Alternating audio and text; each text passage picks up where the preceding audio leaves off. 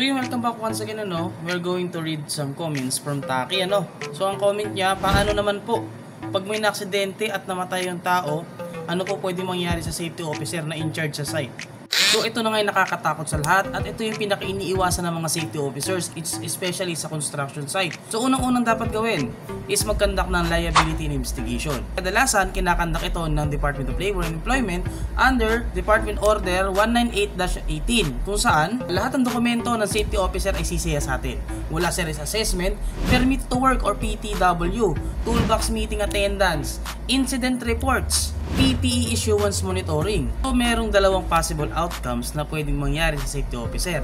Kapag napatunayan na merong pagkukulang or negligence ng safety officer sa mga nabanggit ko kanina, pwede siyang mag-undergo sa administrative liability kung saan pwede siyang masuspinde, ma-terminate or mawala or ma-blacklist sa site. So pangalawa is criminal liability or for extreme cases na to. Pwede siyang mapatungan ng reckless imprudence resulting in homicide under revised penal code kung mapatunayan na merong gross negligence or matinding pagkukulang. Sir Carlo, paano kung proactive naman ng safety officer? Ayun na nga. So kung halimbawa proactive ka at meron pa rin aksidente, so magkakandak tayo ng regular inspections, complete documentations or yung compiled documentations natin, repeated reminders to all violators. Then lahat ng non-compliance issues natin ay dapat mag-escalate to the top management.